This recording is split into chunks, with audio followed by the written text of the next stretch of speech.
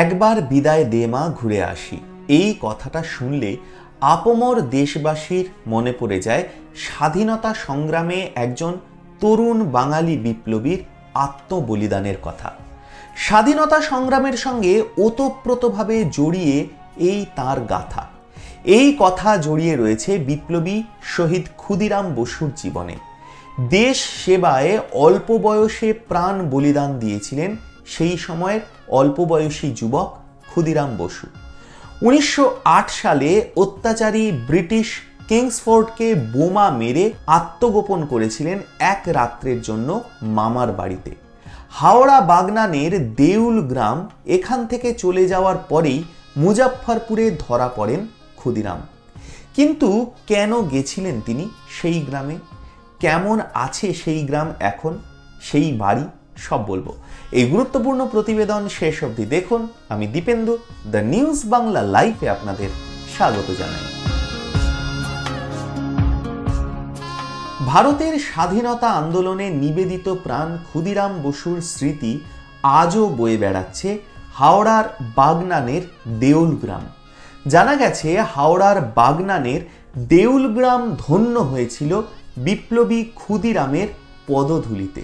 কারণ এই দেউল গ্রামেই ছিল ক্ষুদিরামের মামার বাড়ি। উল্লেখ্য, ক্ষুদিরামের মা মারা যান যখন ক্ষুদিরামের বয়স ছিল মাত্র 4 বছর। দিদির কাছেই মানুষ হয়েছিলেন তিনি। পরে ক্ষুদিরামের বাবা বিয়ে করেন হাওড়ার দেউল গ্রামের সুশীলা ভঞ্জ নামে এক মহিলাকে। জানা যায় বিয়ের মাত্র 7 দিনের মাথায় মারা যান ক্ষুদিরামের বাবা। বাল্য বিধবা সুশীলা ফিরে আসেন হাওড়া জেলার পশ্চিম সীমান্ত ঘেঁষে দেউল গ্রামেই নিজের বাপের বাড়িতে। কথাগুলো জানিয়েছেন সুশীলা দেবীর সম্পর্কের নাত বউ অশীতিপর বৃদ্ধা গৌরী ভঞ্জ।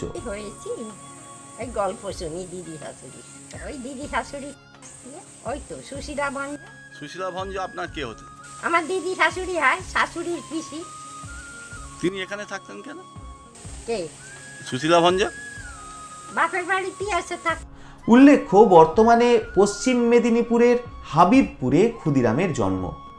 বাবা ত্রৈলোক্যনাথ বসু এবং মা লক্ষ্মীপ্রিয়া দেবী।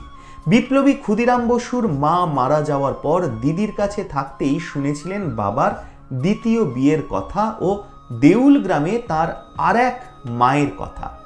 1971 সালে সুশীলা মারা যান। কিংসফোর্ড মামলায় অভিযুক্ত ক্ষুদিরাম আত্মগোপন করতে সৎমা সুশীলার কাছে এসেছিলেন। যদিও সুশীলা দেবী ও এলাকার কয়েকজন রাজি হননি সেদিন বাধ্য হয়ে মাটি গুদামে রাত কাটিয়ে কাক ভরে ফিরে যান ক্ষুদিরাম। পরে ইংরেজদের হাতে ক্ষুদিরামের ফাঁসি হয়। সেই প্রথম ও শেষবারের মতো তার মামা বাড়ি বাগনানের দেউল গ্রামে এসেছিলেন ক্ষুদিরাম। বিপ্লবী আন্দোলনের যিনি অন্যতম প্রতিকৃত ছিলেন মহান শহীদ ক্ষুদিরাম বসুর আমাদের দেউল গ্রামে সৎ মায়ের বাড়ি।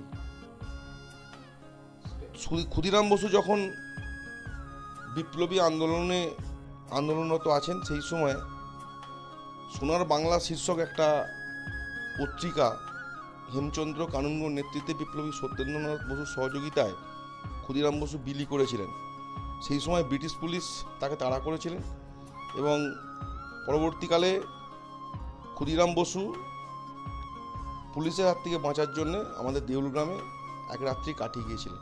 এটা আমরা ছোট থেকে শুনেছি এবং তার সৎমা সুশীলা ভঞ্জ, তিনিও দীর্ঘদিন দেউল গ্রামে ঘোষপাড়ায় তার বাড়িতে, এটাও আমরা আমাদের ছোটবেলায় শুনেছি, তাদের বাড়িটাও আমরা দেখেছি।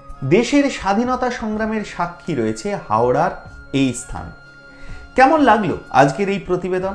আপনাদের মূল্যবান এবং গুরুত্বপূর্ণ মতামত জানান দ্য নিউজ বাংলা লাইভের কমেন্ট সেকশনে। আর দেখতে থাকুন দ্য নিউজ বাংলা লাইভ।